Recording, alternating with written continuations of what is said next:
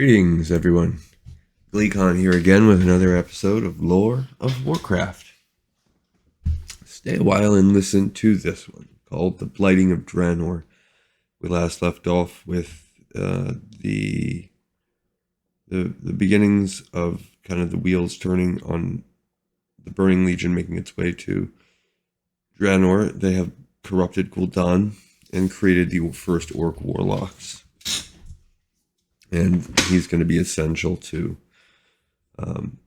Sargeras being able to get to Draenor. All right, here we go. Gul'dan had an agent among the orcs to do his bidding. That's Gul'dan. But the conditions were not yet right to turn them against the Draenei. He needed the entire orc race to be desperate and plagued by dark emotions, so much so that they would be easy to unite as a single force. From what Gul'dan told him of Draenor's past, Gul'dan learned of a time when the orcs had joined as one. Long ago, orcs had sought to dominate the throne of the elements. Their meddling had thrown the elemental spirits into turmoil, leading to hardship. Fearing calamity, the orcs had banded together to fight the ogres. If Gul'dan could recreate that elemental upheaval, perhaps the clans would repeat history. All right, so that's another reason why that was so important, is that we need this history, these precursors of a unified orc race. The Burning Crusade actually desires that, so they can get all orcs.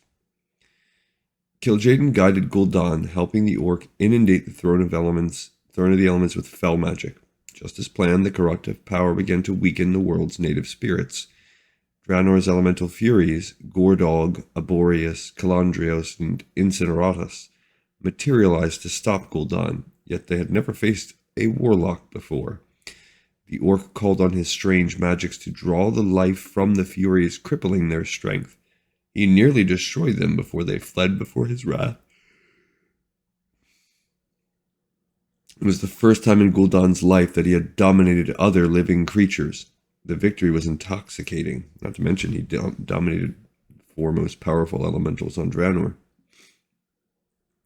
Gul'dan's fell magic threw the elements into disarray.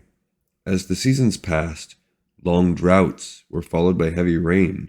Floods devastated arid regions in Gorgrond and parts of Nagrand.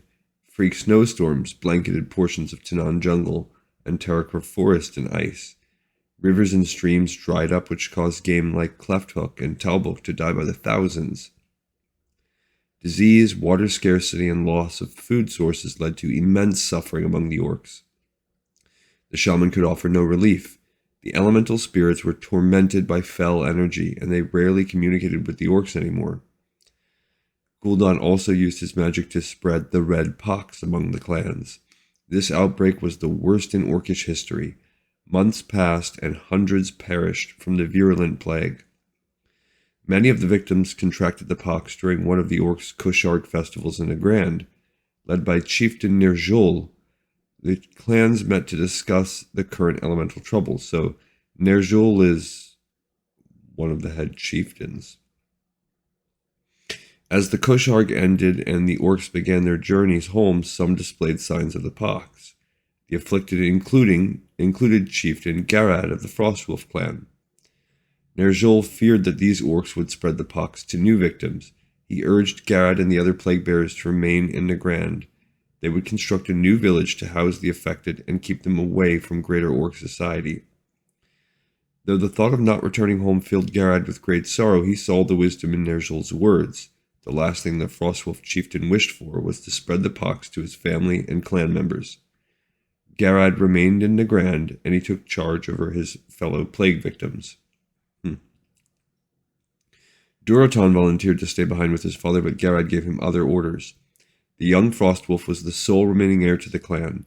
Garad convinced Durotan to return home and look after their people for the time being. It was the last time Durotan would ever see his father. In a matter of weeks, the red pox consumed Garad. Though he had led the other pox victims for only a short time, he had earned their eternal respect. They named their settlement Garadar in his honor. And Garadar is, I believe, the name of the orc city in Nagrand. So that's in Burning Crusade, that's still there. I'm not sure if it's there in Warlords of Draenor, but I would imagine it is. Okay, another episode in the pipes, 5x5, and I will see you on the next episode of Lore of Warcraft. Thank you so much for listening.